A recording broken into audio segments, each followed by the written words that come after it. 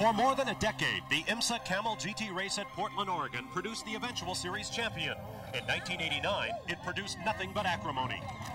With 3 laps to go in the 97-lap event, Bryce Cobb in a Jaguar led the Nissan of Geoff Brabham, when both drivers were shocked to see the checkered flag wave over the start-finish line. In the chaos that followed, the drivers were ordered to keep racing. Brabham launched a desperate and successful assault on Cobb for the lead and held it to the second checkered flag.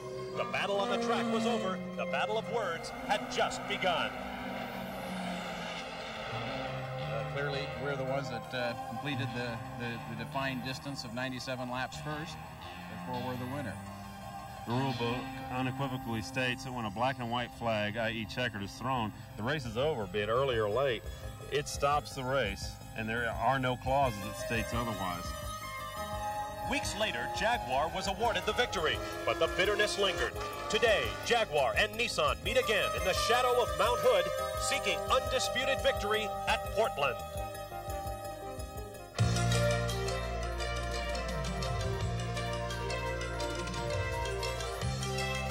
ESPN, the world leader in motorsports coverage, presents Speed World. Portland, Oregon, Rose City of the Pacific Northwest, puts on her best face as the stretch run begins in the 1990 IMSA Camel GT Championship.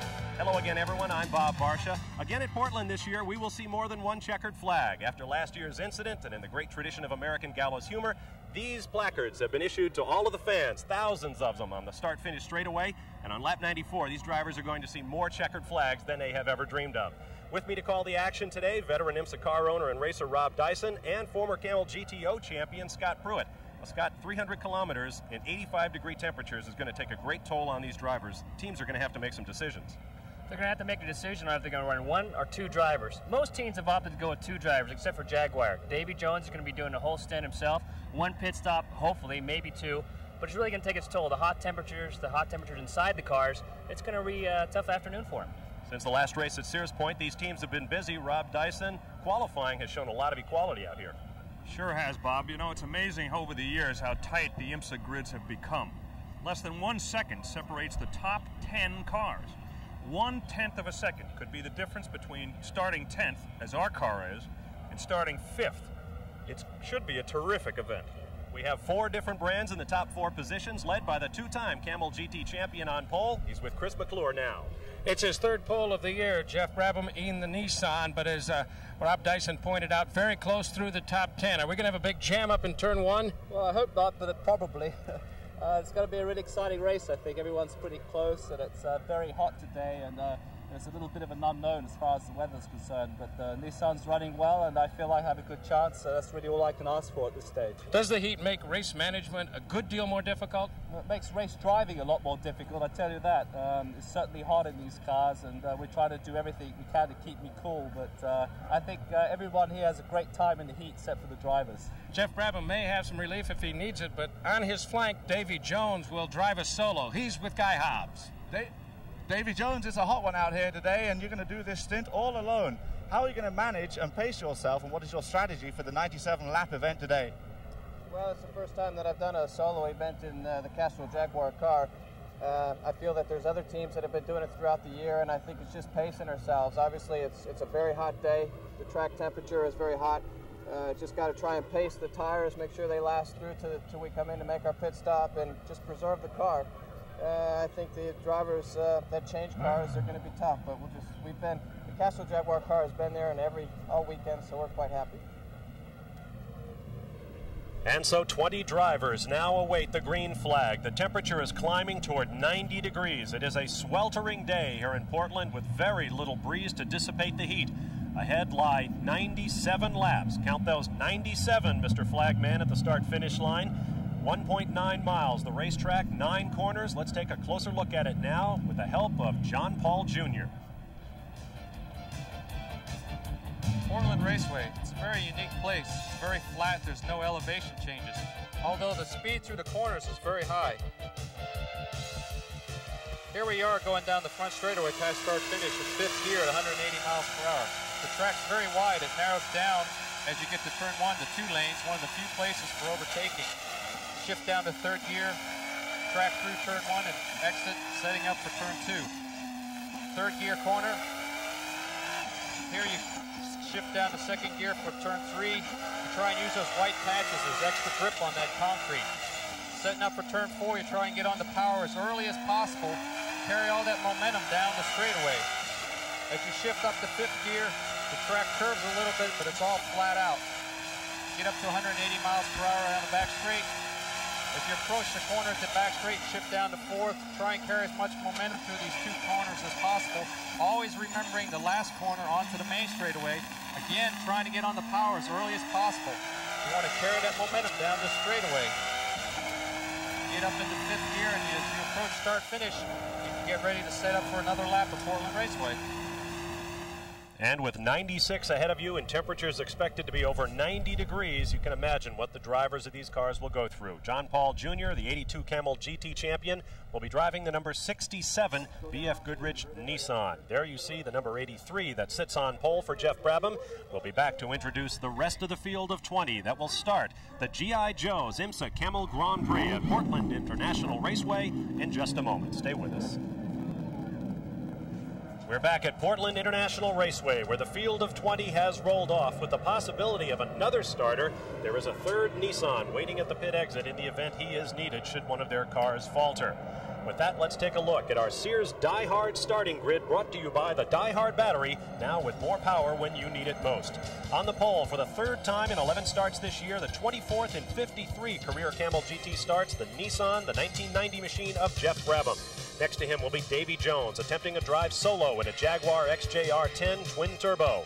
On row 2, Juan Fangio II, nephew of 5-time world champion Juan Manuel Fangio, 2 victories for Toyota for Fangio. Next to him will be John Cochran, sharing with Englishman Perry Mccarthy in a normally aspirated 6-liter Chevrolet Spice. On row 3 will be Chip Robinson, Brabham's teammate with the Nissan team. Next to him will be John Nielsen, winner of the 24 Hours of Le Mans with his co-driver Price Cobb in a Jaguar Turbo. On row 4 will be Drake Olson in a Toyota turbocharged Eagle. Next to him will be John Paul Jr. carrying one of our in-car cameras in the customer BF Goodrich Nissan. On row 5 will be young South African Wayne Taylor sharing with Jim Miller in a Chevrolet-powered Spice. Next to him, James Weaver, who will attempt a solo drive in Rob Dyson's Porsche 962. On row 6 will be Jim Adams starting and sharing with John Hotchkiss in a Pontiac-powered Spice. Next to the Pontiac-powered Firebird of David Rocha sharing with Dan Marvin. On row number 7 will be John Piero Moretti attempting a solo in a Porsche 962. Next to our Camel Lights pole sitters, Tomas Lopez, who also leads that class. He's sharing with Parker Johnstone in a Buick-powered Spice. On row number 8 will be Tom Hessert and Charles Morgan in a Buick Kudzu. Next to David Tennyson, who will start and share with David Loring in a Ferrari-powered Spice. A similar car is inside on row 9. Ruggiero Melgrati will start, Martino Venado to follow.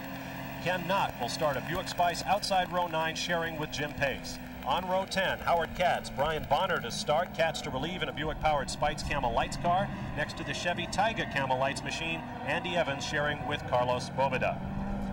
It is a very, very warm day, very high humidity here at Portland. Not uncommon this time of year in this part of the country. The grass very dry. We had a GTO supporting event today, won by Dorsey Schrader, the GTU division by Lance Stewart, and we saw a lot of cars off the racetrack. This track is for some reason quite slick today. There you see the conditions, absolutely blue skies, temperature probably going to get above 90 degrees. We also saw, Bob, a lot of cut tires, and that may prove to be a factor as the race develops. You are on board with John Paul Jr. Geoff Brabham will also be carrying an in-car camera today, and we'll be back to Portland for the green flag. Welcome back live to Portland International Raceway, hard by the Columbia River in Portland, Oregon, the Rose City. Bob Varsha, Rob Dyson, Scott Pruitt, Guy Hobbs, and Chris McClure will be patrolling the pit lane today. Glad to have you with us. We are on the pace laps. There you see the Nissan, number 83 of Geoff Brabham, flanked by Davy Jones. Here are the points coming in. Geoff Brabham with a 21-point lead over his Nissan teammate Chip Robinson. So no matter what happens today, Geoff Brabham will come out as the points leader. 20 points to win, 15 for second. Price Cobb and John Nielsen with Jaguar tied for third position, and they will share that car today in order to keep those two Jaguar drivers even on points. But thus far, the season has been mostly Nissan. Jaguar has won twice. Toyota has won twice, both times by Juan Fangio. But it is going to be Nissan for the Drivers' Championship, and Nissan at this point with a hefty lead in the Manufacturers' race as well. There you are on board with John Paul Jr. running well back in the field. He is starting 8th overall outside row 4. We will have 3 views on board this car, and we will also be aboard. There is John Paul at work, getting ready to start here. We also have a camera aboard Geoff Brabham's pole-sitting Nissan. And as you can see, there's not a lot of room to work in these cars. There you're looking out the right rear, and in the early going, the early laps with cars very, very close, we expect that will be a very dramatic shot. You're still aboard now on that BF Goodrich car. There you see Wayne Taylor in the Chevy-powered Spice, number 64, next to him. And now you're looking out the front of your pole-sitters machine. You're aboard with Geoff Brabham, the 2-time and defending Camel GT champion. We were talking about heat earlier when we had a good shot of Geoff Brabham before he was suiting up. You saw a big hose going up over his shoulder and down into his suit. That's to help keep him cool. He may have opted not to go with the cool suit, just bring fresh air to cool him off, use a natural process of air coming in to cool the driver off. So it's going to be a warm day. They're preparing. You guys have both driven prototype cars. What is the air circulation like in these cars, Rob? There's none. Which would explain Jeff's tube to bring it in. Huh? In a relative sense, none. You get pretty hot in the car, and I know I drove a race out at Sears, which we won, and his cool suit broke just as I was pulling out of the pits. There you see the purse, over $250,000. We will go 97 laps. Last year, that contested victory for Jan Lammers and Price Cobb. Jim Downing and Howard Katz, the lights winners that year. Generally, you can figure the temperature inside the car is going to be 20 to 30 degrees higher than the temperature outside the car, the ambient temperature. So they're going to be upwards of 115, 120 degrees. The lights are off on the pace car. They will pull it off. Great in-car shots. This has made racing so much better for television, is being right there with the driver. Up come the RPM. The cars begin to slip wide. Brabham on the left in the blue and red Nissan. To the right is Davy Jones in the twin-turbo Jaguar. The green flag waves. Here comes Robinson in the 84 Nissan around the left side. Behind him is Juan Manuel Fangio. Robinson and Fangio door-to-door as they go down into turn 1, and the field bunches up. Davy holds on to the lead. Robinson having a great battle right now. A little puff of dust there. Somebody put a wheel off only briefly. The number 60 twin-turbo Jaguar of Davy Jones out front, followed by Brabham and Robinson. A lot of close racing. We were talking earlier about how wide the track is and how it funnels down. It gets real tight down in there. You saw Drake Olson, one of the Toyotas, get a little bit wide there as he came off the concrete patch. They planted that concrete on some of these corners because of the downforce generated by these cars. Otherwise, it would simply rip up the asphalt. I've been told by track officials there is not an asphalt made commercially that can stand up to the force of these race cars. Look at them come through those corners. It's just remarkable how fast these cars have become over the past several years. Davy Jones will lead the first lap here at Portland. 96 remain. You're watching live here on ESPN. Let's get down to the pit lane for a comment from Chris McClure. One more lap, and Derek Daly will unstrap from the third Nissan. Of course, standing by in case something went wrong with the number 1 and number 2 racers on the track. Nothing did, at least at the start. They'll wait one more turnaround, and then the time frame will be over, and he will get out and await perhaps relief duty of Geoff Brabham or perhaps the other teammate. Nissan has done this since the very beginning, and I think it's a very cagey move to enter 3 cars, keep one in the pit lane in case you need it. It really came in handy in the West Palm Beach round last year. In fact, Chip Robinson was sitting in the car telling a teammate, why do we always do this? We never need it. 7 laps into the race, as Chip was speaking, Geoff Brabham came by, and boom, the engine is Nissan let go. Now we've got a car off the racetrack. The number 83, Brabham, has gone off. This is on the backside in the turn 7, 8, and 9 complex, and that is going to be a very costly miscue. Look at the field stream past the champion. He's got a problem. Coming on real slow. I wonder if that means you're going to take out the spare car sitting in the pit lane. It'll be interesting, but he definitely has a problem. On board with John Paul Jr. as one of the Toyotas sweeps across his bow and down into turn 1. This is a great section of the course. It's a lot of fun through here, and it's smooth as a billiard table. There is your leader, Davy Jones, now living in Lake Tahoe, California. Originally from Cortland, New York. very much the crowd favorite when the IMSA Camel GT Series visited Watkins Glen earlier this year. Brabham is in. Guy Hobbs is there. The car came cruising in. Well, not cruising in. Actually came in with no power to the engine, and they're changing. Well, they don't can't decide what to do actually at the moment. Geoff is kind of nodding his head. The back body piece is going to come off. It's up on the jacks. Seems like he's just lost power after going off there too. So this could be a long, lengthy, irritating pit stop for Geoff Brabham in the 83 Nissan. Guy, is there anything smoking down there? No, doesn't appear to be anything smoking. It seems to be only Geoff Brabham. But otherwise, no, there doesn't seem to be any signs of any malfunction. You immediately think then of electronics. And this is perhaps the most electronically advanced car in the entire field. Don Devendorf with Nissan Performance Technology designs the electronic systems himself. He's a high-speed computer engineer. And that has been, by all odds, the secret of their success in the last couple of years when they have won the vast majority of the Camel GT races. There's a look at the interval from the 60 Jaguar of Davy Jones back to the 84 Nissan, identical to the other 83 machine. Chip Robinson at the helm. Now here comes the number 99 Toyota. Well, Barsha, we know why Geoff went off now. The throttle is stuck, and it's stuck open, which is why he went off. And then he cut the engine himself to cruise back into the pit area. So the crew is working on that, trying to get the unstick the throttle. That shows how much I know about race car electronics, Rob. Boy, there aren't very many drivers that can handle a stuck throttle like that and not hurt the car or themselves. That was one part of the course where you didn't want a stuck throttle. Davy Jones in the lead, and a big lead it is. He is a Charger. Davy really impressed this Jaguar team a year ago at the 24 Hours of Le Mans when he absolutely stormed away from the international field in the early laps. There goes Chip Robinson, the 87 Camel GT champion out of Oldwick, New Jersey. And behind him, the 99 is Juan Manuel Fangio, the second in the Toyota. Davy is really setting a fast pace. You know, they talked earlier about the temperatures, how it could be hazardous for the tires. More than anything else, the driver's going to be very, very tough. We have to remember, Davy's going to make this whole trip by himself. 3.8 seconds the lead from Davy Jones back to this man, Chip Robinson.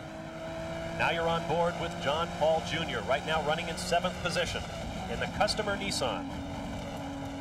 One of the chassis that took Geoff Brabham to a record 8 straight victories in 1988. Now looking at that BF Goodrich tire at work on a 17-inch rim back there.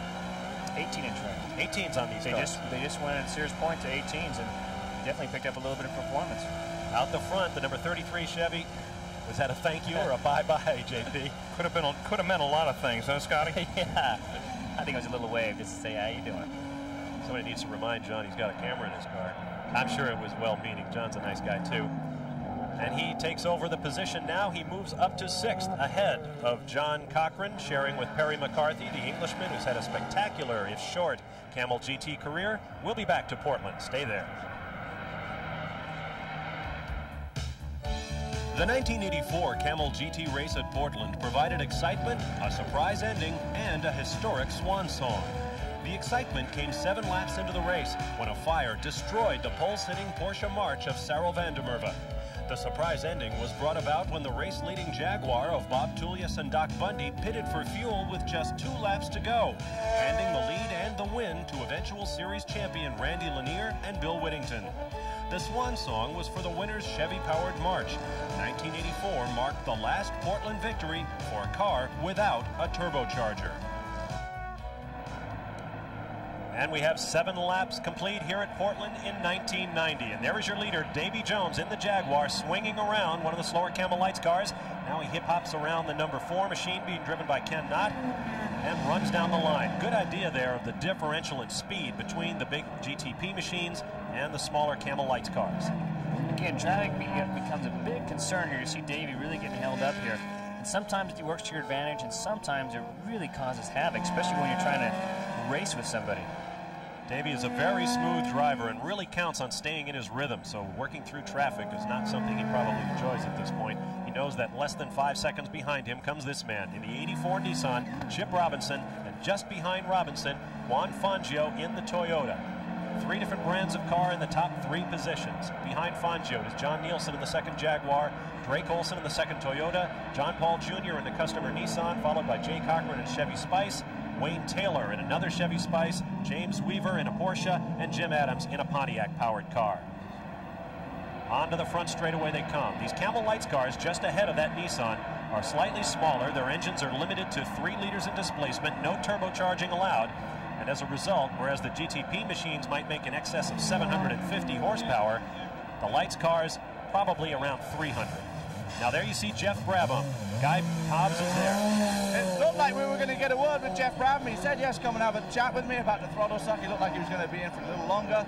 Just as we were about to talk to him, they threw on the back body panel and he's back out on the racetrack, but obviously a long way down. Scotty, what's going through his mind right now? Biggest thing he knows he's the series leader right now. He wants to get back out there. He has no hope to really win this race or be in contention to win this race. He has to go out and get those points, bring that car home. That throttle problem wouldn't weigh in his mind anymore? You'd be thinking about it for the first couple laps or so, but it passes pretty quickly. You get your mind back on business, what has to be done, and get to doing it. Just get on with the job. Nobody better than Geoff Brabham at that. Perhaps this guy, Davy Jones. With a big lead right now, it is now more than 5 seconds over Chip Robinson in the second Nissan. Davy Jones and that Jaguar has just got a class by himself today. You see a couple of the cars running with their headlights on. What they're doing is it actually shows up a little better in the mirrors of the traffic you're trying to get by. Just a little bit better pickup, and they're hopeful to keep them out of a little bit of trouble. Here's the battle for third place now. You see the number 61 Jaguar, John Nielsen, being hounded by the 98 of Drake Olson, and Brabham is back in. Tough day for Geoff Brabham. He may have flat-spotted tires, and they just didn't get around to doing it on that last pit stop. 7 laps down, and he will probably go another lap down. We'll watch for the Jaguar of the race leader, Davy Jones. They'll run this car anyway because it'll be good development for them. And here comes Jones across the start-finish line, make Brabham 8 laps down. Always a thrill to call a race that has a Brabham and a Fangio in it. Davy really setting the pace today. He's out far enough now where he can really be in a position to set his own pace, take care of the tires. You know, he knows he's pretty good ahead, and he doesn't want to slow down too much, but at the same time, he doesn't want to tear up that race car. Davy Jones, just 26 years of age, won the 24 Hours of Daytona. His career with Jaguar, although it's been glorious, it's been somewhat unproductive. Had a lot of mechanical problems, has not won as many races as he would like. He's in the last of a 3-year contract right now. There are questions about where Davy Jones will be next year. I know the Jaguar boys under team manager Tony Dow are very impressed with Davy, and they'd like to have him on into the future. Perhaps Indy cars or even Formula One call for Davy. He feels that the way the team set up the car is more important to the car's success at Portland than his abilities as the driver. It's one of these tracks where it's so important to get the car set up to where you can get the most out of it and feel comfortable. Other tracks that have a lot of off cameras up and down hills and so on, a lot of time the driver could just give it that extra little bit of effort and get a lot of time out of it that way. This track, you really have to have the car set up just right to be able to push it. It's a difficult track to drive fast. Scott Pruitt and Rob Dyson have both put in some miles here at Portland. You agree with that assessment, gentlemen? Rob, how about you? Yeah, I think that's it's a fairly accurate appraisal. Because there's so much speed here. Continually, you carry so much speed around this track, car setup becomes very important. I mean, you can make little changes and gain a lot of speed. You're watching the battle for third. That is Drake Olson, presently running in the 5th position, but he is right behind the Jaguar of John Nielsen, and just ahead of them is Juan Fangio in the other Toyota. There is John Paul Jr. in the BF Goodrich Nissan, carrying 3 of our onboard cameras today, sweeping down. We call it a 9-turn racetrack. Actually, some of the racers call that last little right-hand kink onto the straightaway turn 10. They're staying right in the draft. The draft is important even in these cars. As slick as they are, it's always better to be right on the draft. This is good racing right here. They're having lots of fun. People think that you want to be way out in front and you want to be have no competition around. I can tell you it's a lot of fun when you're wheel to wheel with these guys. I don't know, I like to be out in front all by myself.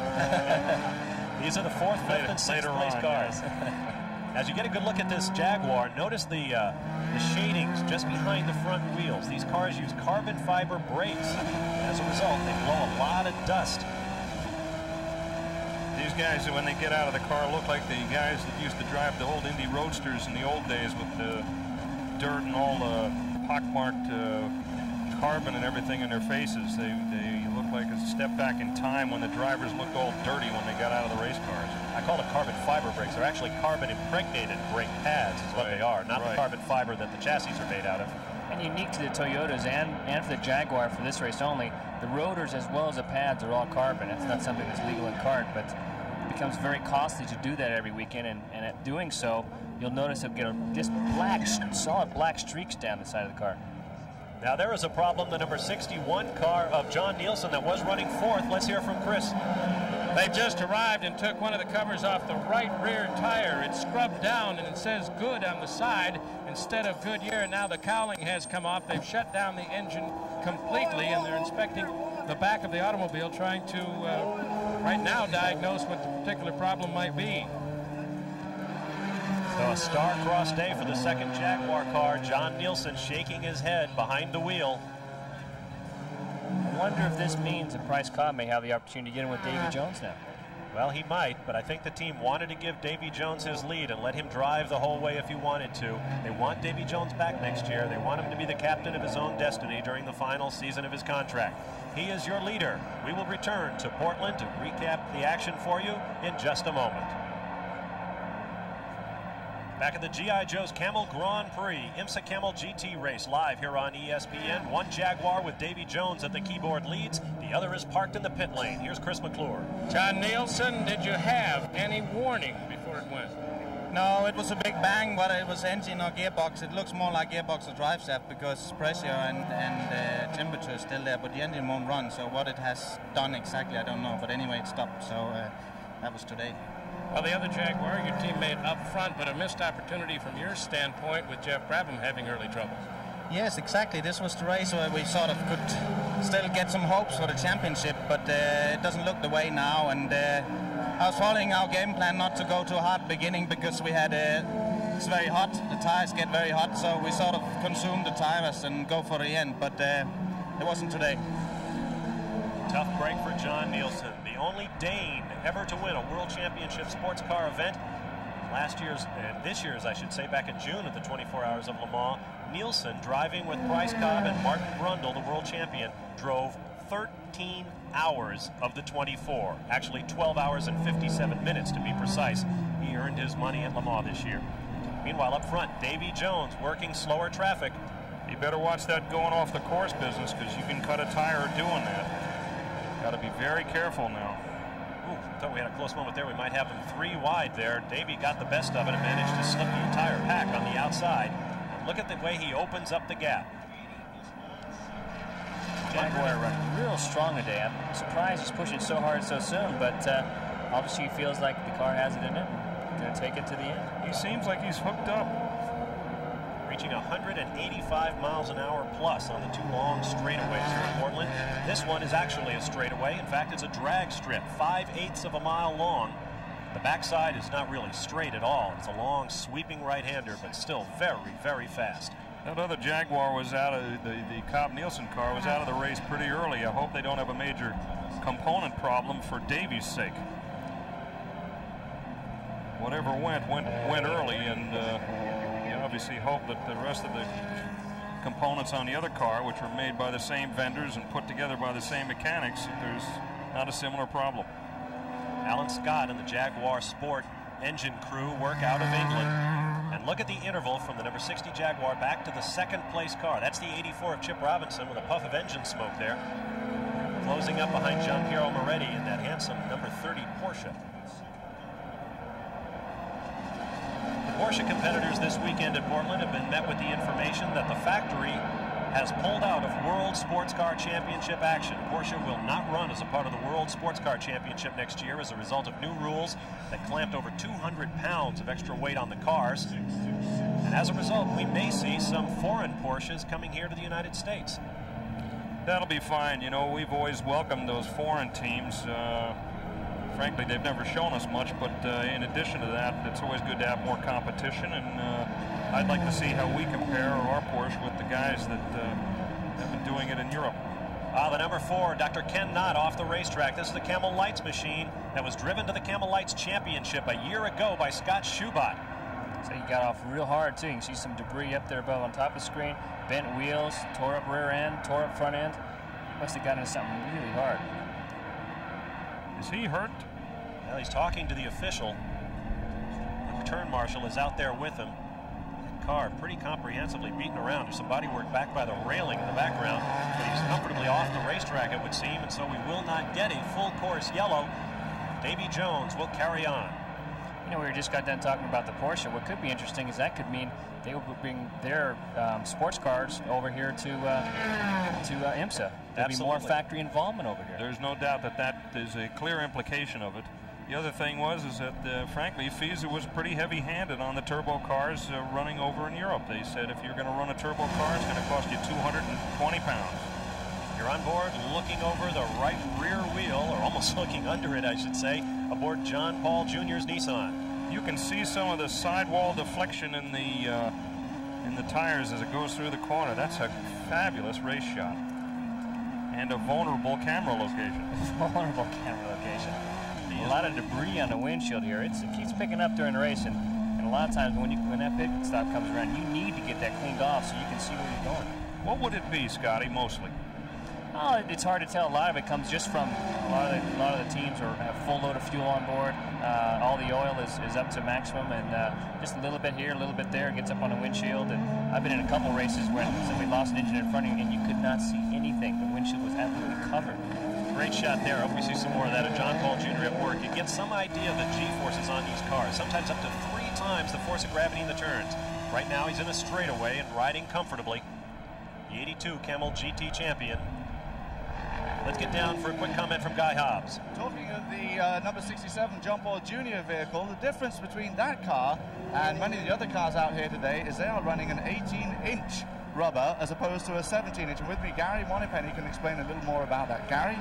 Well, Guy, in going from a 17-inch to an 18-inch, you don't actually change the overall size of the tire. What you do is shorten the sidewall of the tire a ½ inch from the 17 to the 18, which in turn gives it more stable performance on the race course.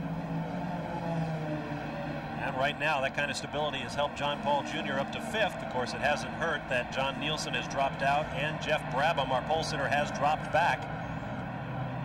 I was talking to the BF Goodrich guys earlier, and they said that was one of the major changes that they've made to really help them pick up some speed. There's a lot of tire engineering work when you do something like that, even though you're only changing a slight dimension. The effort and the testing that you've got to do to make sure you did it right is really remarkable. And the tire companies take this kind of racing very seriously. The radial tire for racing was developed here at IMSA. And in fact, we took part in some of the development with the radial tire in '85 and early '86, and it made a big difference, just the slightest dimensional change on the tire. Interesting to note that these sports cars use very short sidewalls, whereas the Formula One cars that I see a lot of here on ESPN, they use very tall sidewalls. I'm told the reason for that is that the suspensions are so stiff on the Formula One cars that the tires actually act as shock absorbers. They want those tires to flex. Interestingly enough, we've done a lot of work when we're making changes with the IndyCar. The amount of deflection, or the spring rate of the tires, what they call it, that really comes into big play. We have to be real cautious of that when we're making spring changes with the IndyCars. You got a good look there at the number 83 of Geoff Brabham, creeping up on this man, the number 67 of John Paul Jr. Brabham running well back in the pack. We'll tell you how far back when we return. Back live at Portland International Raceway. Bob Varsha, Rob Dyson, and Scott Pruitt with you. You're looking at the second place car. This is Chip Robinson, the 87 Camel GT champion. His teammate, the pole sitter Geoff Brabham, has had a myriad of troubles, including a stuck throttle. He is running in 20th position, but this is the second place car, and right behind him is Juan Fangio in a Toyota in 3rd. Now you see these puffs of smoke. Watch as he downshifts, and you'll see the Nissan puff out. Well, perhaps not downshift, but we'll see as he goes up. We're seeing an occasional puff of smoke from the back of that car as we watch it. Guy Hobbs, what have you learned? He has said they don't know what the problem is so far, and it hasn't affected his lap time, so they're just going to let him keep on running. He's not reporting any difficulties with the car, so he's just going to stay on out there. Looks like it's coming out of the left side. What could be is a situation where the turbo O-ring, there's an O-ring in a turbocharger that keeps oil on one side and keeps it from going into the turbo. When these get wore out, or when they start having a problem with them, we'll let oil actually leak into the turbo system, and as you're seeing, we'll burn the oil real quickly and out the exhaust. Not only that, but if it's the right part of the oil of the turbo, it'll actually put it right into the combustion chamber, and that really screws everything up. It seems to be It seems to be getting, if anything, a little bit worse, and that's the way those things do. Sometimes you can get a carbon buildup, and it tightens it right up, and you'd stop the leak. But in this case, it doesn't seem to be that that's happening yet. Just behind, here comes the 99 of Juan Manuel Fangio II, nephew of Juan Manuel Fangio, the 5-time Formula One world champion, winner of 2 races this year, and he is really having a season. I would guess, although he won't admit it, that he has taken over as the team leader at Toyota. Dan Gurney's All-American Racers operation has really pulled things together, and they've done it around this guy. Drake Olson is certainly fast. Rocky Moran backing up both drivers very capably, but Fangio has won twice, and that makes all the difference. I know that Dan was really hoping that Juan would blossom into that race car driver. I know he and his father were very, very close, and he was going to give his son a chance, and he definitely has worked very, very close with him, helping along with his driving with the car, and he's definitely blossomed into a fine race car driver. Looking back now, once again, out of John Paul Jr.'s car as the pit lane goes screaming past at over 185 miles an hour. You can see just how smooth the racetrack is, too. Not a great deal of suspension movement there. Now we'll pick up the action with our Camel Lights leader. Remember, these are slightly lighter cars, a couple hundred pounds lighter than the prototypes. 3-liter engines in displacement or less, no turbocharging allowed, and this is the number 80 of Martino, Venado, and Ruggiero Mccarthy. Mccarthy behind the wheel right now. This is powered by a Ferrari V8 engine. It's a sweet-sounding little car, and all the guys that work on the crew are all Italians. It's a very interesting group to try to get information from just for our broadcast. There was a real language barrier, but boy, that car is really a neat little automobile. There you see Martino, Venado. Should this car win today, Funada would become the oldest man in Camel GT history to win a race. He's 57 years of age. I sure like driving a turbo car, but I sure do like listening to those normally aspirated ones. And especially a Ferrari. What a sweet sound. They, in fact, are in second place. Venado and Mccarthy are tied for second place in Camel Lights points with 115, but that is a big 50 points behind the leader in class, Tomas Lopez. Now here you see the number 92, a Pontiac-powered Spice. They're having problems here. They were running in 10th position. Chris McClure is there. And we have a driver change underway, as well as the tires being changed between the time of the 2 drivers get changed around. It's a pretty quick pit stop in terms of the service. They're also fueling. Getting in is Dan Marvin out of Berkeley, California for David Roca. It's a Huffaker Racing entry, and they're just about completed with it. The engine is now fired. This is the first driver change. We expect a few more laps in terms of points, people, before the other driver changes do occur. But this one is done. Took about a minute, and they're away. And meanwhile, the number 8 car of Tom Hessert has pulled off the racetrack and now back on near the pit entrance, but it looks like he's going to be stopped there by the turn marshals. That car is a kudzu. That is Jim Downing's automobile. It started as a blank sheet of paper about a year ago, and it was supposed to have a different power plant that it has in it. Tom Hessert came in, put a Buick in it. Tom is a car dealer from Cherry Hill, New Jersey. In fact, he was once at age 28 the youngest Jaguar dealer in the United States, the 88 Camel Lights champion, but boy, he's got a problem right now. Now there you see Chip Robinson continuing to do his locomotive imitation. Every time he shifts up in that Nissan, he gets a little burst of that oil smoke. If nothing else, they may have a little bit longer pit stop, putting a little additional oil that they're burning out right now. Doesn't look like much, but it can add up over a course of time. Chip Robinson, who says a year ago he was admittedly quite frustrated. He was running as the definite number 2 on this team to Geoff Brabham, sacrificing his hopes to Brabham. Now he has his own car and he's running second. Stay right there. Welcome back live to Portland, Oregon and Portland International Raceway, where Davy Jones and the number 60 Jaguar is absolutely throttling the field here at the G.I. Joe's Camel Grand Prix. He has led away from the start and has not beheaded, while the guys behind him have had nothing but trouble. The pole sitter Geoff Brabham has dropped back with a stuck throttle. Chip Robinson's Nissan is smoking. We have had cars on and off the racetrack all afternoon, and right now, with 33 laps complete of 97 scheduled, things are really going Davy Jones's way. You're starting to see a lot of blackish color down the side of the car. That's from those carbon brakes we talked about earlier. The carbon rotors, carbon pads, they give off a lot, and that's the first start of a lot more to come. Davy Jones comes in 5th with 79 points. Compare that, if you will, to Geoff Brabham's 148 leading the series. Those carbon brakes create a lot of dust which is very dangerous to inhale, and these guys have special breathing apparatus in order to run those cars because of the carbon that gets circulated around not only on the outside of the car but also in the cockpit. There's the number 84 Nissan of Chip Robinson continuing with those puffs of smoke.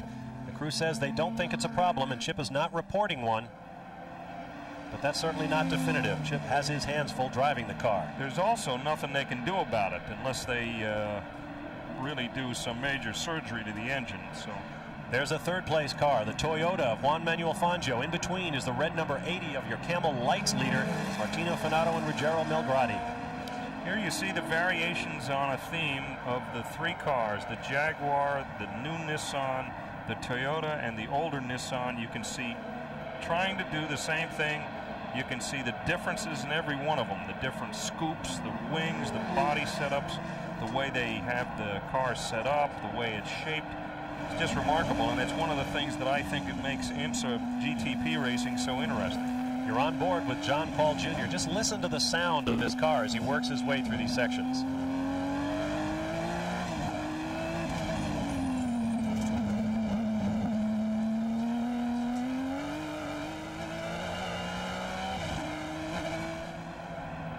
Really earning his money today. I think you guys are teasing me a little bit with that shot. I'm sure it's tough sitting here with us, Scott, but we're glad to have you with us. You and me both, Scotty. You see those tubes plugging into the bulkhead behind him. Those are the pumps for his cool suit, pumping water through a vest that John Paul Jr. is wearing to combat temperatures over 90 degrees here on a very, very hot and muggy afternoon in Portland. Scotty, are these cars fun to drive compared to an Indy car? They are. They're a lot of fun to drive. In fact, next Indy cars is the next best thing to drive. The little difference between the GTP cars and Indy cars, the GTP cars you can really hustle and really throw around a lot and have a lot of fun racing them. We're picking up the number 32 Camel Lights car of the Camel Lights class points leader, Tomas Lopez of Mexico, hoping to become the first internationally born Camel Lights champion. He leads with 65 points make that, to 115 for Venado and Mccarthy. So no matter what happens today, this man could be well on the way to a championship. In fact, he could clinch it at the very next event at Elkhart Lake, Wisconsin. A comment from Chris McClure. Well, the Buick Kudzu of Hessert has had trouble on the course. Charles Morgan was scheduled to drive it a bit later, but apparently that may go away. What's the problem? We're not sure. Apparently something broke in the drivetrain on the back straightaway. It's difficult to tell because Tom obviously can't see what happened. I don't think it was an engine problem. I think it might have been a transmission or drivetrain failure. And we're evaluating putting me in the other car right now. My take on it is that they had an upright or a rear axle fail. The way the car was kind of cocked back on its right rear. I think that they had it wasn't a gearbox, it was probably something in the suspension that broke. Charles Morgan, who runs a computer services firm in Conway, Arkansas, comes into this race with 107 points in the Camel Lights class. He is fourth, but when you consider that so few points cover second through sixth, in fact, only 11 points cover second through sixth place. Back up on the leader, there is Davy Jones. The car that Charles Morgan was talking about getting into is presently running in the fourth position. Now here's a pit stop and here's Guy. And if this looks like an unscheduled one, that's because it is. David Tennyson is getting out of the car because he woke up this morning with a rather nasty head cold. And he's just completed enough laps to score points if the car should finish in the points. So now David Loring will take over the controls and try and get some points for the number 19L Camel Light car as they refuel it and change the left side tires. And if you detect a certain dry sense of humor, you should know that Guy Hobbs is our first second-generation autosports commentator here on ESPN. His father, of course, is David Hobbs, my colleague covering Formula One. That's taken a long time for that pit stop. Especially if they knew it was coming. That's fairly unimpressive, but they got Loring in the car. He can put the car where it should be. He does a good job. David Loring, who normally runs with Nissan's GTU effort. In fact, he drove in the GTU race that preceded this one. Now he gets into a Camel Lights machine on live TV. From Chocorua, New Hampshire, David Loring. Back aboard with John Paul Jr., who has now worked his way up to fourth position behind Davy Jones, Chip Robinson, and Juan Fangio. Stay with us.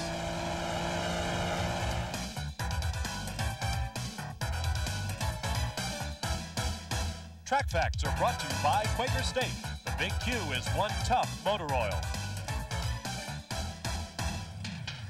The development of any race car is the sum of lots of ideas, some large, some small, but all equally important. For example, the Dyson Racing Porsche 962 has been completely massaged from front to back, new bodywork, engine componentry, and the like. But there are some small ideas that may pay off in a race. For example, you see these brake lights under here? On your standard Porsche 962, they're mounted on the bodywork, which means when you take off that bodywork during a race, you unhook the electrical supply to the lights. If you don't reattach it properly before re-entering the race, you could earn yourself a black flag. But by mounting them on the actual race car, the Dyson team has avoided that possibility, and it could mean the difference between victory and defeat. Oh, by the way, these are not the stock Porsche brake lights. These are the third brake lights off your standard, off-the-shelf Volkswagen Golf. Now that's what I call engineering. Trying to save a few bucks too.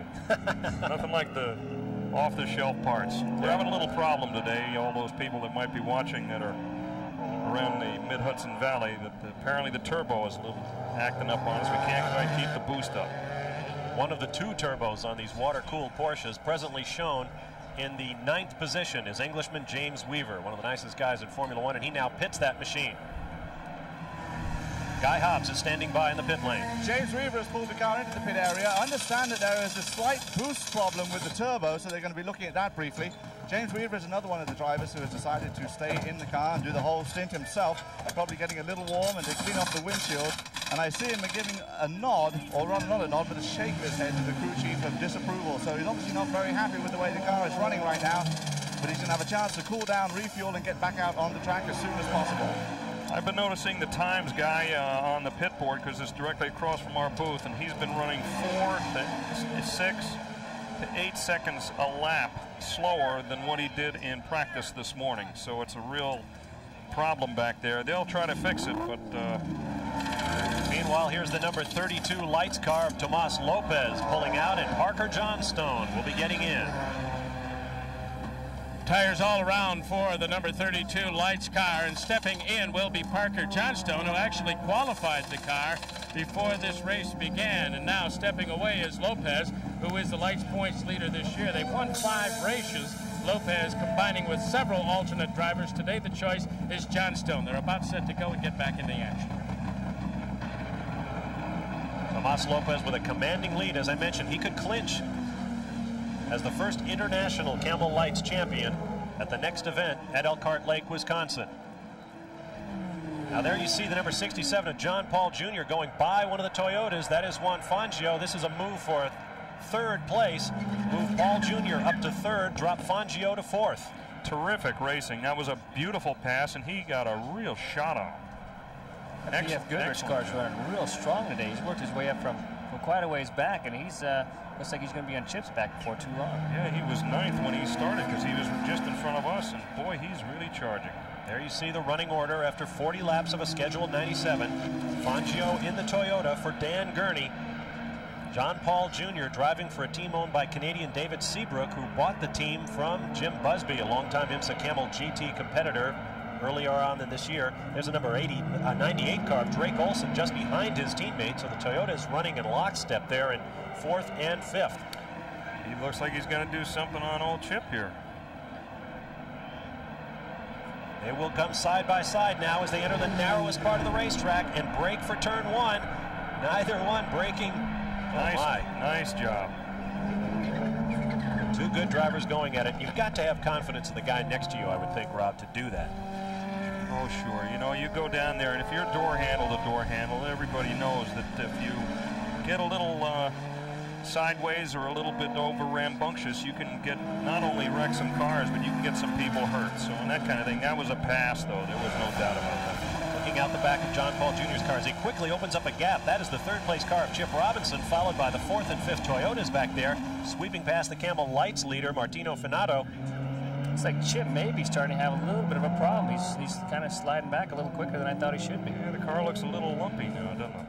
I've got to hand it to this Seabrook team with John Paul Jr. They bought that Nissan. Yeah, now Robinson gives up 3rd place to Juan Fangio, and Drake Olson is moving in. Scotty, you're right. He's absolutely seems to be slowing up. There's no doubt about that.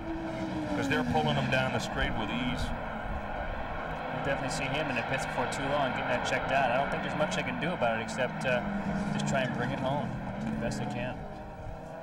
I mentioned the Seabrook team and all that they've done with that 67 Jaguar. As we watch this battle for the 3rd, 4th, and 5th spots, let's get a comment from Chris McClure. Full day's work in a half day or less for Tomas Lopez. Really, really hot out there. How bad was it in the car? Oh yes, it's very hot, and the competition at the beginning is very close.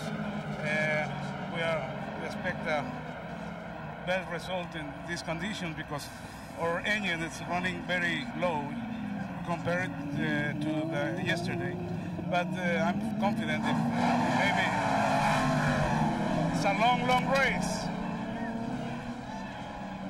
Now you can see a lot of action to the left in the pit lane. Cars coming out. There's the 16 of James Weaver after a long pit stop. Right behind him is the car you just heard as Tomas Lopez was trying to speak. And here is Chip Robinson now in the Nissan pit lane. Chip Robinson is down here getting his windshield clean. All 4 tires are getting changed as fuel goes in. Approximately 30 gallons in 20 seconds. As you see the left front guy changing tire. Those tires can weigh up to about 40 pounds. Trying to get a quick stop out and underway and get Chip Robinson back out on the track. Not only that, they're hot too. Yeah, no kidding. And to follow up on the story for Rob's car, they had no boost in one of the turbos on one side, but I think they've got it adjusted now. Well, that'll slow the car up. No turbo on one bank of 3 cylinders. You know, we were talking about the 962 earlier. A lot of people are calling it a dinosaur, and it's not that at all. It's still a lot in ways the same car, but they've done so much development. It has probably one of the most highly developed Bosch systems on board as far as electronics with telemetry.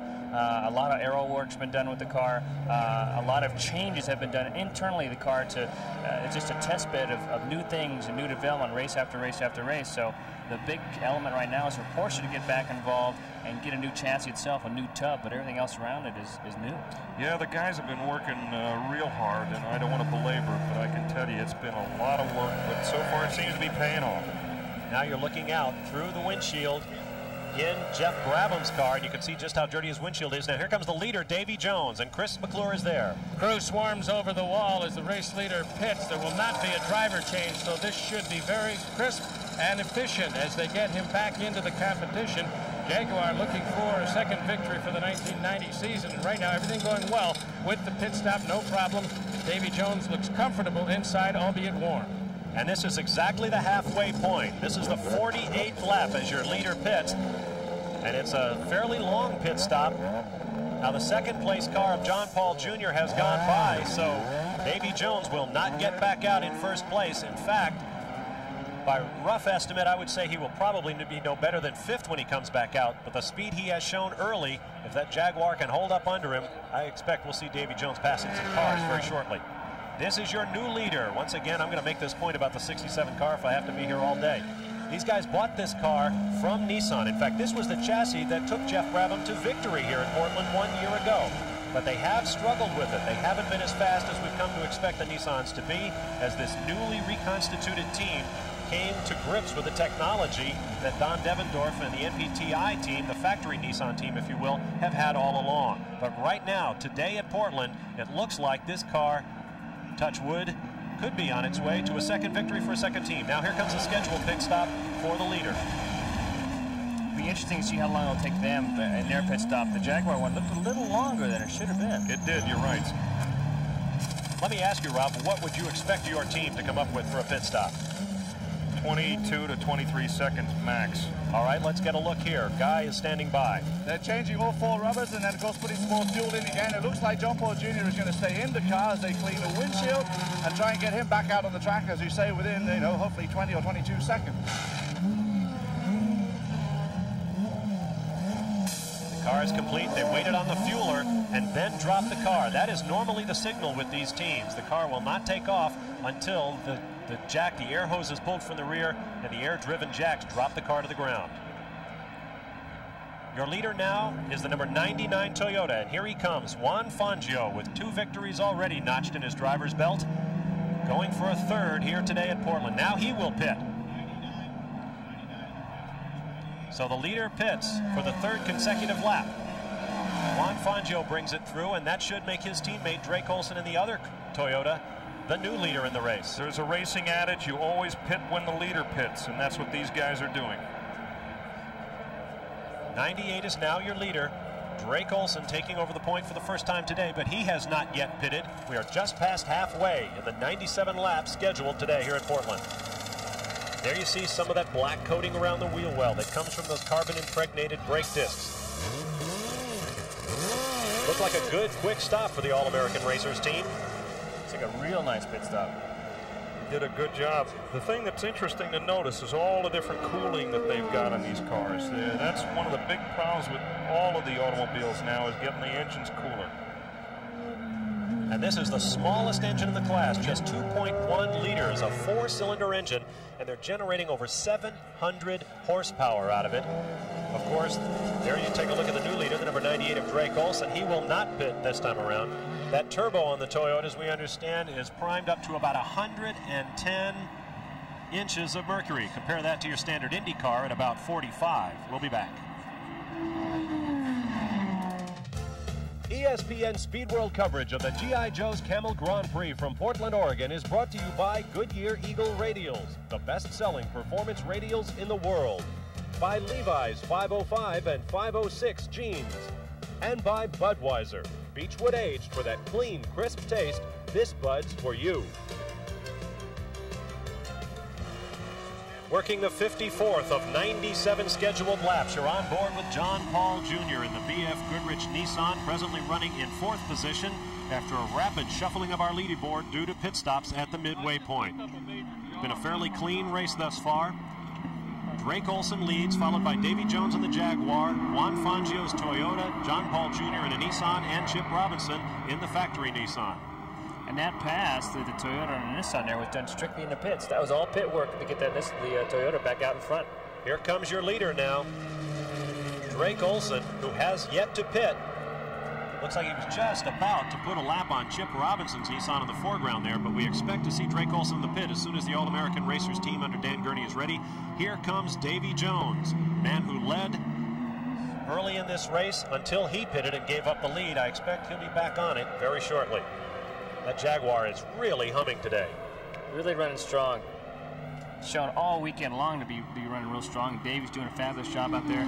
And the interesting thing about it is the team that put together this car is the same team that put together the car that won the Le Mans not too long ago, the American team. In fact, out of the last 6 24-hour races, that team has won 3, so it's pretty impressive, those guys. The Jaguar team under Tony Dow has prepared a number of 24 hours winners, and they have 2 victories to their credit this year in IMSA. Tony Dow's got a lot of experience. He was in charge of Mario Andretti's team for several years. Quite a guy. There is the number 98 of Drake Olson. I mentioned earlier that it looked like with 2 victories, Juan Fangio, his teammate, was taking over as team leader. I talked to Drake before the race, and I said, since Fangio has won twice, do you feel any extra pressure to win today? I recognize the fact that it's just been, you know, a lot of things out of my control, and I come at these things with kind of like business as usual attitude. I can't try any harder. I'm giving it my all the time, and so I'll just keep plugging away. Sometimes it's a little bit difficult if I've had what I feel to be not a really good race, and maybe 99's done well, and then it's kind of tough because you just weren't competitive or as competitive as you'd like to be. But most of the time this year, I'd say 90%, we've been running real well, and it's just been one thing or another, and that's the way racing is. So I recognize that, and I just keep trying. Drake Olson making his way back onto the racetrack. The leader right now is Davy Jones, having taken over. There is Drake, who started his career with you, Rob Dyson. He did. He started his first GTP race, was our first GTP win in 1985 at Lime Rock. Now here is your leader, Davy Jones, who took over previously. It looks like Chip Robinson pulled the Nissan onto the pit lane. You can see the heat haze on the straightaway here. Excuse me, this is Geoff Brabham making a stop. After that stuck throttle early on, Brabham running way back in the pack, and he is in now for fuel and tires. Like I said, they're not going to win this race, so they're going to do some testing. They might as well. They're here. Let's work the car and see what can happen. And let's also pick up some points. Brabham comes in with a 21-point lead over his teammate Chip Robinson. They are both having difficulties today. stalled it too on the way out of the pits. Had a real good pit stop going, about 20 seconds, and looks like a little over anxious and stalled it there. There are 13 big GTP cars that started the race today, so by hanging in there, Brabham can certainly pick up points for the top 10. We'll be back to Portland. Portland fans have seen lots of close Camel GT races, but not in 1985. Al Holbert's Porsche swept the front row, and when teammate Derek Bell blew an engine on the third lap, Holbert was uncatchable. The race marked the Portland debut of a pair of new cars, the Ford Probe, winner of but one race in its brief lifespan in IMSA, and the Nissan, which fell victim to an oil leak on this day, but would do somewhat better as time went by. Holbert's Porsche, built in his own Pennsylvania shops, took the win at a record average speed of 105 miles per hour, en route to the fourth of Holbert's 5 series championships. And over the years, the Portland racetrack has not been very kind to Nissan. They have won here a couple of times, but they've had a couple of very heartbreaking retirements very late in the race. In fact, one year Geoff Brabham dropped out with just 2 laps to go while leading, and he is evidently out of today's race just after the halfway point. Looks like oil the way it's that blue smoke. It looks like a cooler or a fitting came loose or something broke that relates to the lubrication system. And, long day. Looks like it's right around the turbo, as a matter of fact. Real tough break for those guys. We talked a little earlier. You know, it could be the same sort of situation going on with Chip's car. It's hard to say, but it's it's around turbo area. Could be a seal problem. A lot of oil on the ground. Well, Geoff Brabham started on pole for this race and immediately had problem with a stuck throttle, dropped him back to 20th, made a couple of unscheduled pit stops, and then came in for his regular stop, went back onto the track, and boom, something let go and dumped oil all over the wheels. That was a pretty revealing shot there, the pool of oil. There you see the number 67 of John Paul Jr., who is now up into second place. And even though John will score his own points, he could score manufacturer's points for Nissan here today.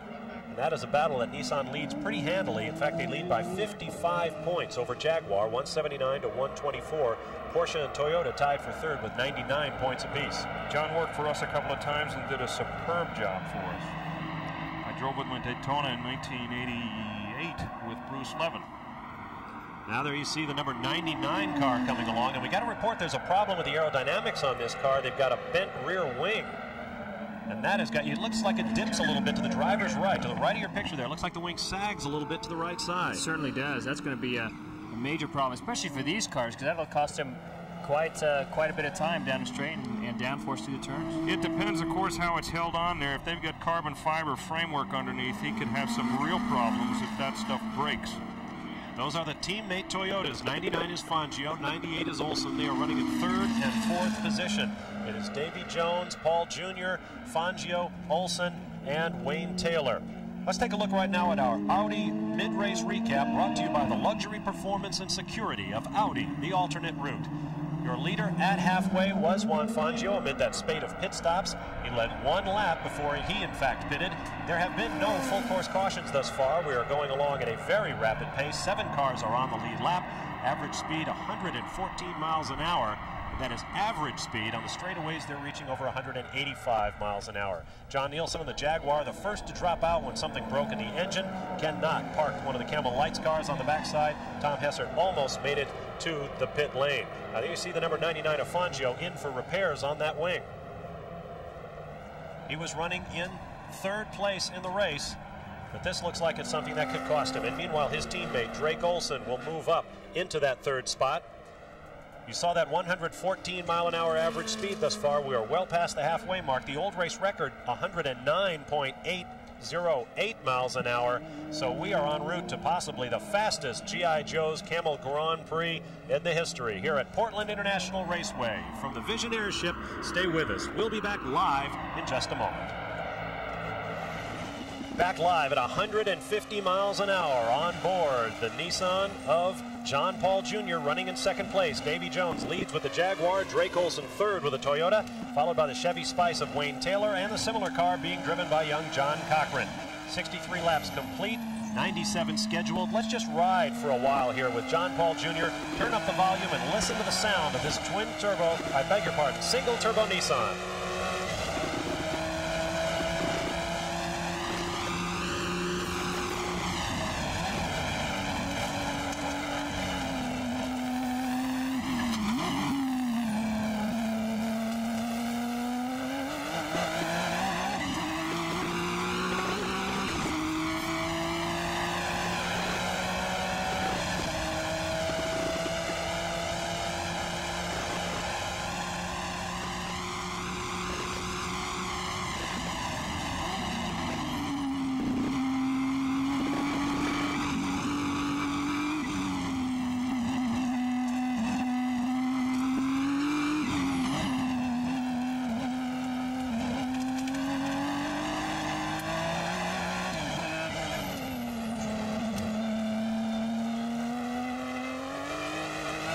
Well, Scott Pruitt, how's he doing?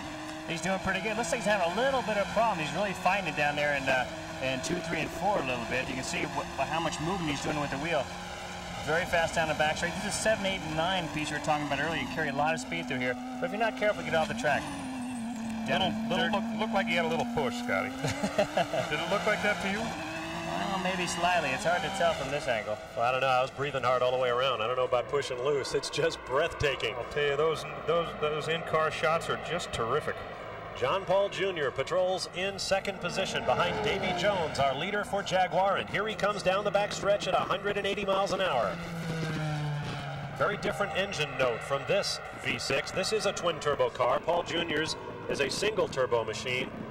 It's called a JV6 Jaguar engine.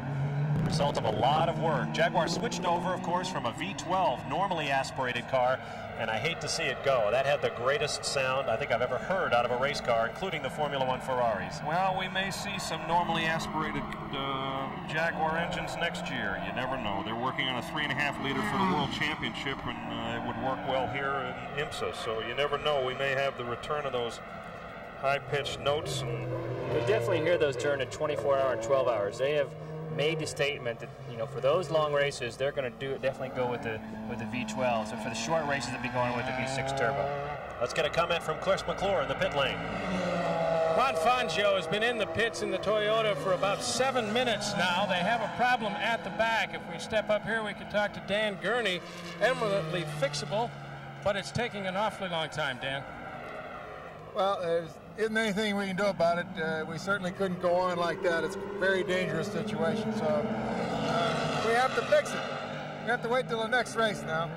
They're giving up hope. It is a broken wing mount at the back. One of the holes they drilled through at the bottom of the mount sheared off, and it was simply too unstable to continue, and they've been at it for a while. Well, they certainly can't let the car go on with an unsafe situation like that. Anybody knows what happened to Bobby Rahal when he drove a BMW at Sebring a couple of years ago and delaminated that rear wing. And even more tragically, what happened to Rolf Stommelen driving a Porsche at Riverside a number of years ago. Those wings are damn important, and it's important that they get it fixed, and that was smart to bring the car in. Let me tell you, Dan Gurney is one of the great heroes of my racing career. I remember watching him. He was the guy that brought the first Bell Star helmet to Indianapolis. That's the full face helmet. He was the first one to do it. There's your Camel Lights leader to the left of your screen. There is David Loring being borne down upon by the Jaguar of the race leader. You'll get an example of the power and speed differential between David Loring's Ferrari V8 powered Camel Lights car, a normally aspirated machine, and the twin turbo Nissan. David, like I said, he's doing the job. He got in the car to relieve the fella that had that David Tennyson, the young Canadian, yeah. The flu, and David got in the car, and he's doing what he's supposed to do. Now there is Martino Funada, whose face shot you saw just a moment ago. Funada, as I said, bidding to become the oldest man to win an IMSA Camel GT race. There the activity continues around Juan Fangio's car. And I think I saw one of the crew members giving the finger jerked across the neck, the international symbol for, that's all, folks. Tough break for Juan Fangio, but he does have 2 victories this year to console himself with. And a couple of races remaining.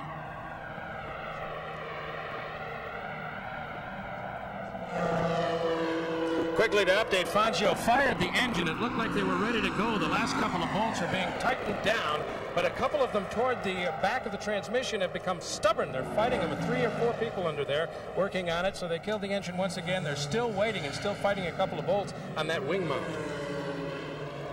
There you see the number 64 Chevy-powered Spice being driven by Wayne Taylor.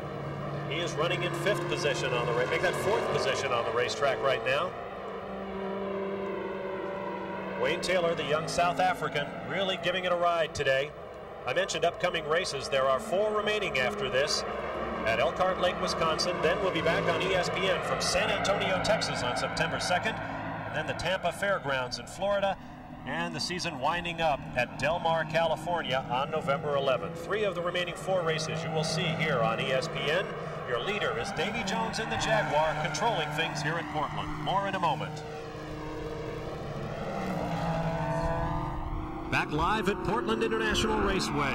The waning laps of the G.I. Joe's Grand Prix, and there is the number 60 Jaguar being driven by 26-year-old Davy Jones, who has been comfortably in control throughout. He gave up the lead at the midway point when he pitted, and then slowly picked off the cars in front of him as they pitted. And right now, he is back on top over John Paul Jr.'s Nissan, Drake Olson in a Toyota, Perry McCarthy now taking over for John Cochran in a Chevy Spice. Wayne Taylor still driving solo in 5th place.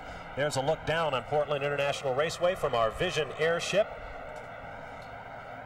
It is a very hot and muggy day. It was very hazy in the morning. And as you watch the cars go by, you may get a glimpse of the chicane used by the Indy cars when they come. Well, it's just off to the left of where Drake Olson is right now. No chicane being used for the Camel GT race. They go straight on. The race average, 114.260 miles per hour. Still a healthy 5.5 miles an hour faster than the existing race record. As I mentioned, Davey is trying to drive this race solo from start to finish. He will not get relief, and here's what he had to say about that decision. I think it's a good idea. You know, it's something that I haven't done since my Super V days, former Atlantic days, and I think it's nice for a change just to be able to focus on how you like the car and to working one-on-one with the engineer and trying to get 100% out of the car. Tough break out on the racetrack. John Paul Jr. there got squiggly, got off the track and lost some ground. He was running in 2nd place at the time. He is now down to 3rd. Let's see if we can tell from the sound of the car whether it's healthy.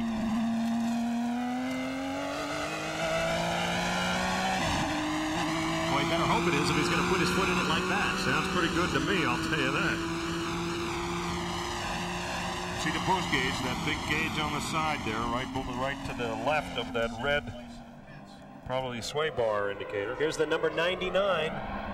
This is Juan Fangio, who had that car in the pits for a fix to the rear airfoil, where it says Toyota there, getting that rear wing back. He's gone out, taken a few laps. He is back in hopelessly down the field now. Maybe a suspension problem as they jerk that wheel back and forth. Crewman looking under the left side. So whatever perhaps caused that wing to be knocked out of alignment also affected the suspension on the Toyota. He was running in 12th position overall as the attrition continues here.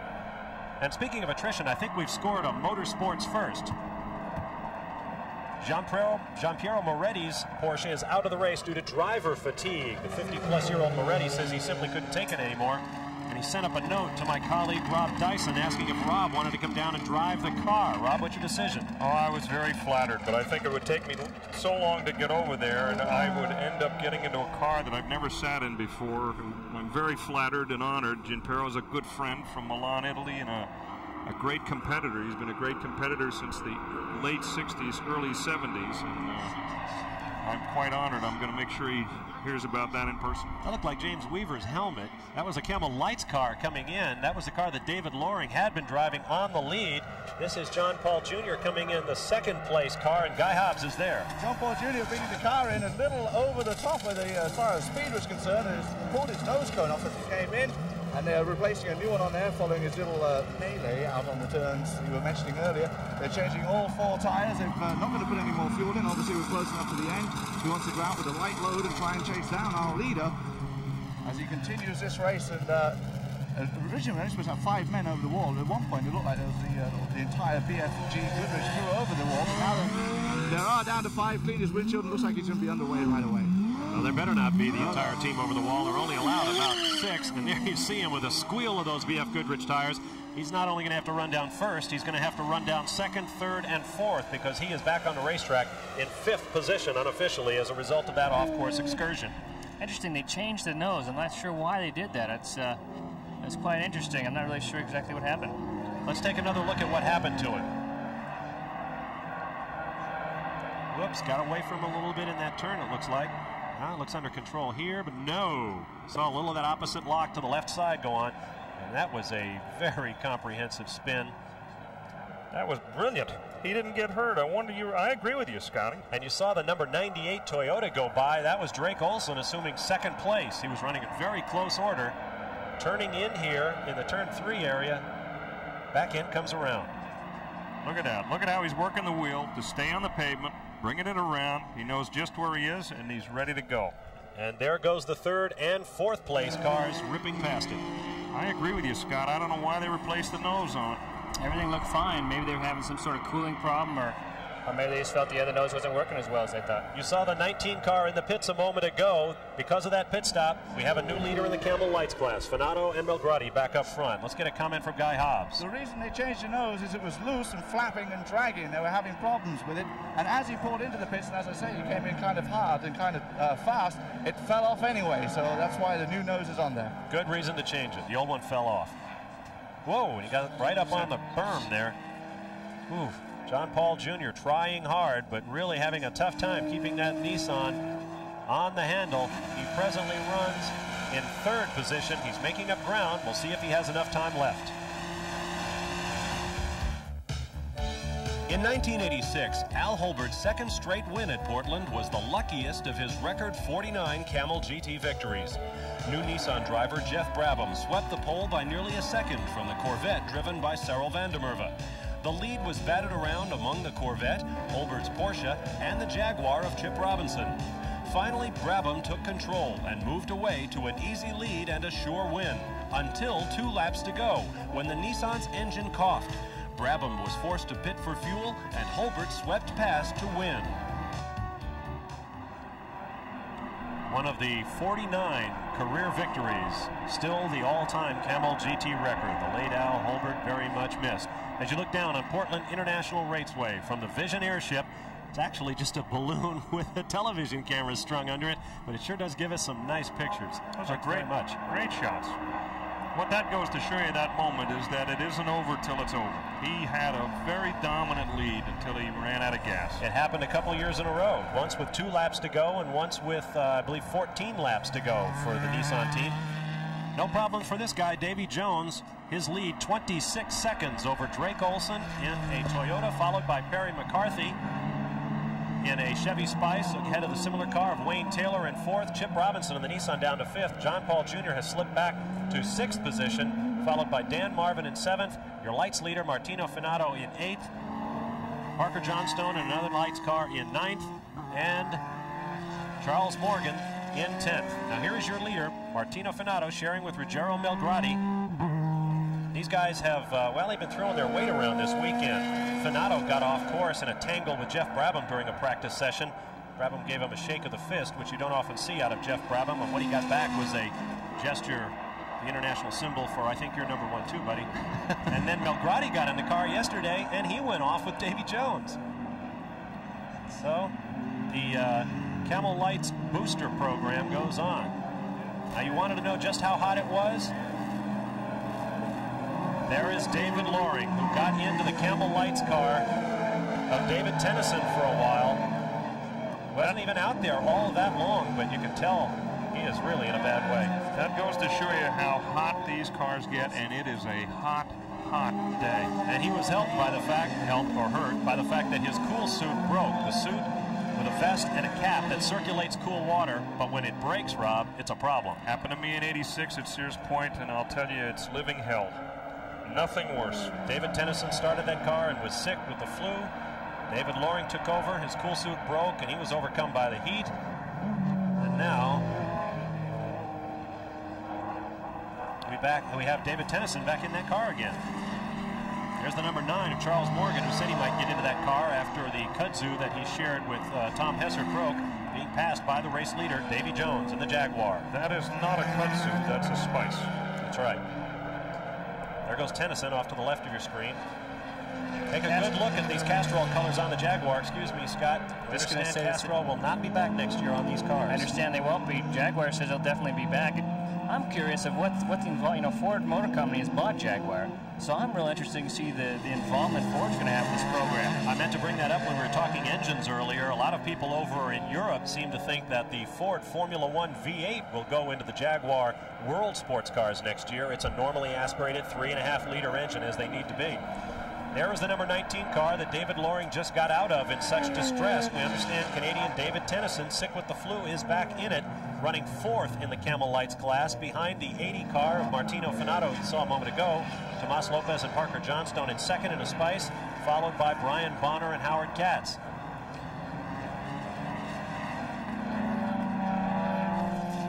David Tennyson, without many years of pro racing behind him. There you see the number 67 of John Paul Jr., who has a lot of years of pro racing behind him, the 82 Series champion, running in 6th position. You know, driving a car if you're sick is, I think, pretty dangerous. It's a lot of work, too. Yeah, I think it's pretty dangerous. I think you can get yourself hung up pretty quick. These guys have been running strong all day. In fact, probably the surprise of the weekend is with this BF Goodrich team. They've really surprised me anyway. They've ran very, very strong from the onslaught of this race. No doubt about it. If they hadn't had that nose problem, he'd be right up front. Now 6 cars of the 20 that started are now out of the race, and there's no shortage of drivers walking around in the pit lane for possible relief duty, except Jean-Pierre Omretti and David Loring, both of whom were overcome by the heat. Once more, you're riding with John Paul Jr.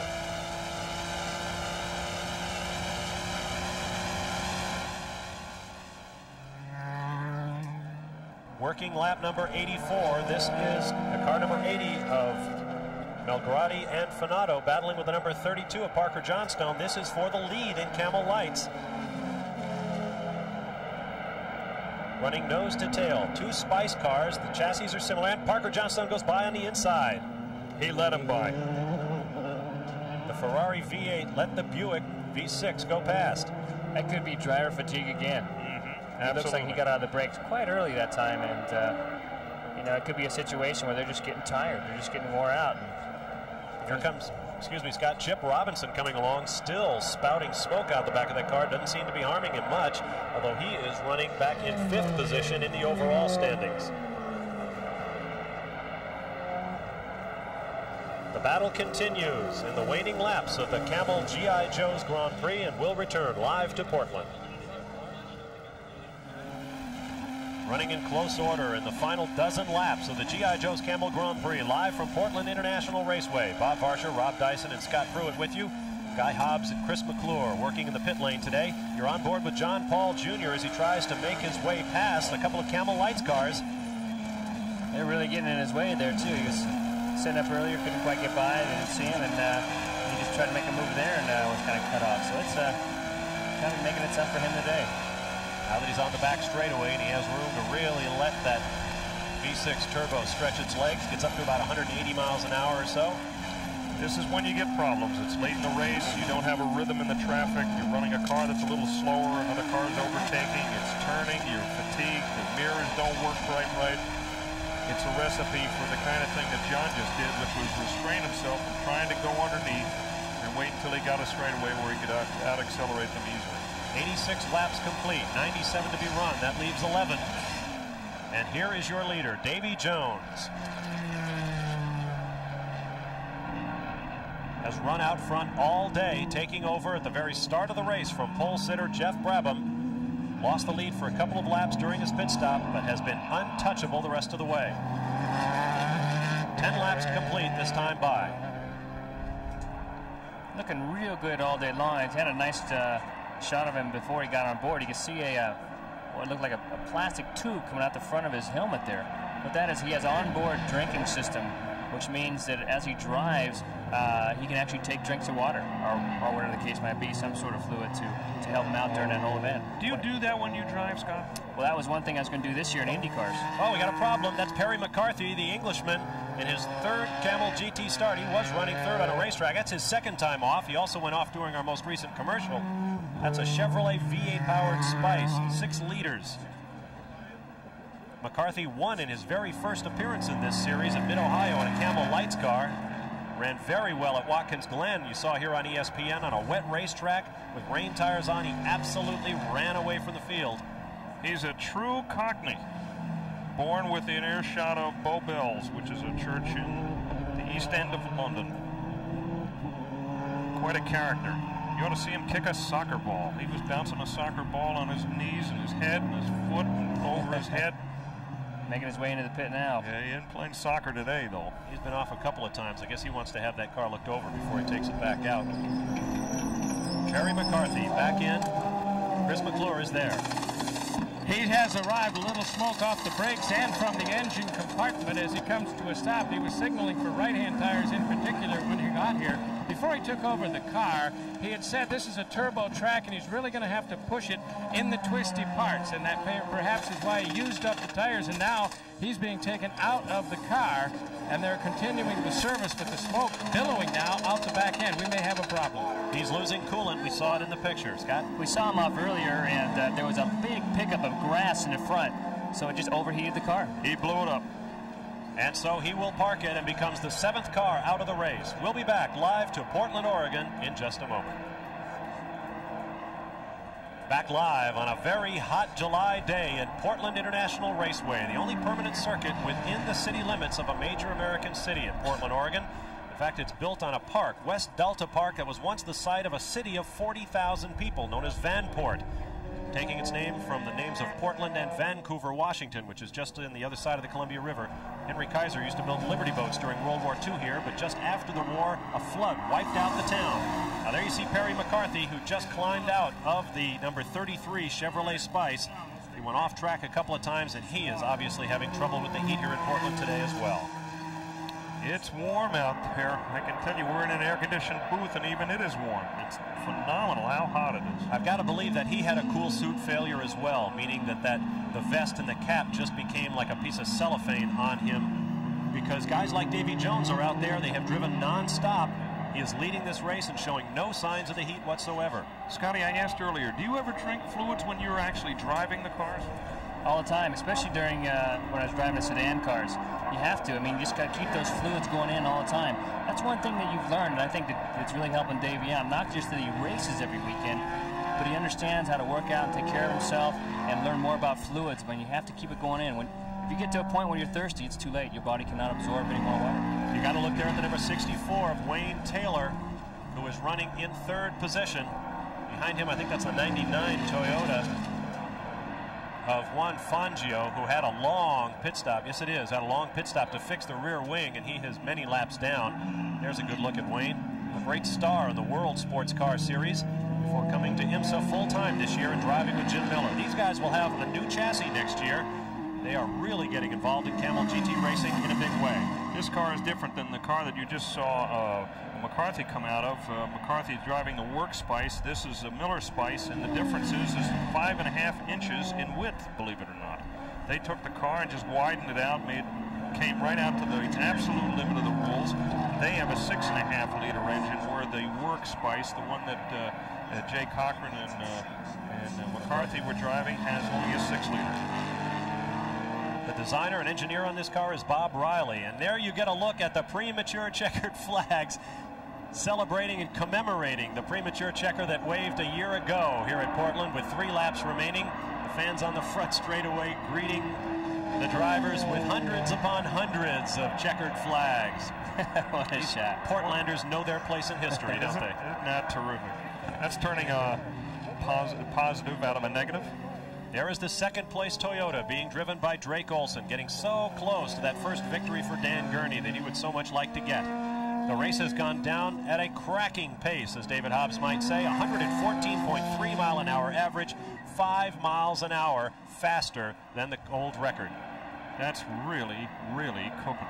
And here is the man they have to thank for it, Davy Jones, with just a couple of laps remaining. I must say the Portlanders got a little bit premature on their premature checkered flags. They're supposed to wait until 3 laps to go to wave those things. It's not over yet.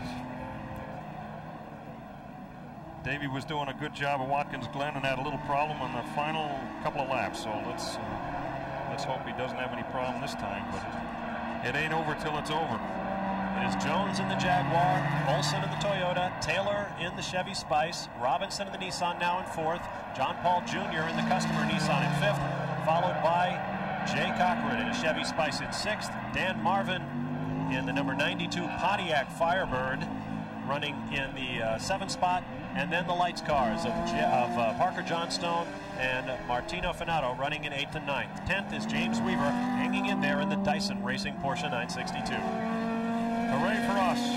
Feel free to cheer. Sure isn't our day, though. He's running 6-8 seconds slower than he did this morning.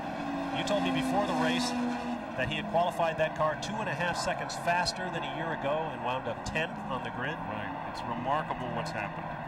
Really remarkable. The performance that they're getting out of the cars is It's just staggering. In case you're wondering what those little blossoms are floating through the air here in Portland, those are cottonwood seeds. And yesterday, there was an absolute blizzard of them out here. They say it's very common this time of year here in Portland. Just like it was snowing, it was so pretty. Here's Chris McClure. Yes. Right there, we just kept him in the Jaguar pit in the closing laps with team manager Tony Dow. Are you hearing much from Davy Jones at this point? A little bit. We're keeping him informed of where he's at, who's around him, the state of the track, and so on like that. At risk of making a bad pun, you've been pacing like a caged cat over here, going to the scoreboard and so on. Is the anticipation outweighing the nervousness at this point? No, you know, I like to keep in touch with what's going on, and so we can tell Davey what's happening. I don't like to be around the other guys, so you pick up their tension, and you're not thinking clearly of what you have to, be aware of. All right. Tony started racing in 1960 with go-karts. He was the crew chief and team manager for Jim Hall's Chaparral team when Johnny Rutherford was running in 1980. Worked for Carl Haas for a number of years in Indy cars. The Jaguar guys have a little bit of a motorcycle gang complex. The guys came up from the last race at Sears Point 2 weeks ago in a phalanx of about 8 motorcycles. You want to know who the ringleader was? Tony Dow on an absolutely kick-you-know-what street Honda racer. The checkered flag is out, and it waves for Davy Jones. We almost had a late checkered flag this year. And so Davy Jones has lived up to his team's expectations with his second victory of the year, and he has got to be absolutely ecstatic about that. What a great day, did in fine style. There is your Camel Lights leader, Rob. Martino, Venado, and Ruggiero Mccarthy will pick up a victory. Close up a little bit on the points leader in the Camel Lights class, Tomas Lopez. But Lopez will finish second with his teammate Parker Johnstone, so they won't gain much. A brilliant performance on Davy Jones's part. Brilliant performance. He ran strong all day long from the onslaught, and I thought it was a pretty strong pace he started out with, but he was able to hang in there. It just shows the durability of the Jaguars. And I wonder if that means the Cats are back. Here you have Cougar winning the GTO race and the Jaguar winning the GTP race. It is Jones over Olson in the Toyota, Wayne Taylor in the Chevy, Chip Robinson in the Nissan, and Paul Jr. in a second Nissan. There is your Camel Lights winner, Martino Venado over Parker Johnstone. A great, great race. We'll be back to meet our winners, and there is the happy signal for Davy Jones from the Jaguar pit. Stay right there. ESPN Speed World coverage of the G.I. Joe's Camel Grand Prix from Portland, Oregon has been brought to you by the luxury, performance, and security of Audi, the alternate route. By Motorcraft. Get the peace of mind of doing it right with the right parts. Motorcraft quality parts. And by Flatliners, a new film from Columbia Pictures.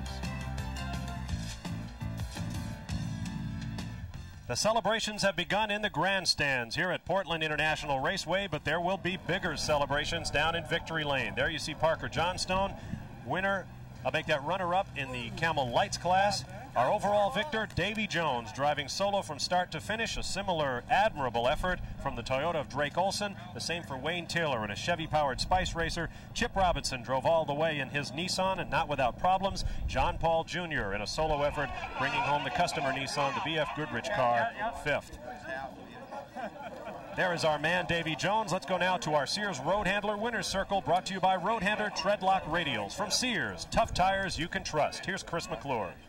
Congratulations all around for Davy Jones, just climbing out. Very hot young man, but quite happy.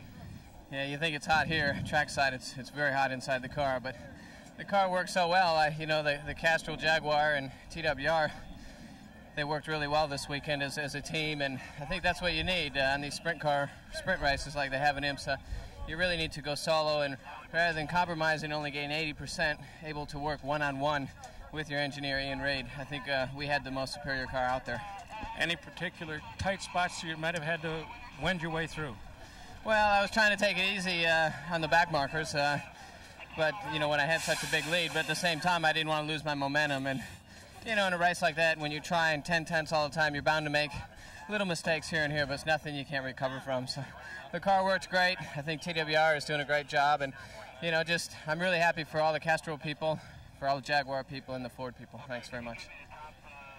And congratulations to Davy Jones, who with that victory vaults ahead of his teammates Bryce Cobb and John Nielsen, up to third in the points behind Geoff Brabham and Chip Robinson. We'll be back to Portland live in a moment.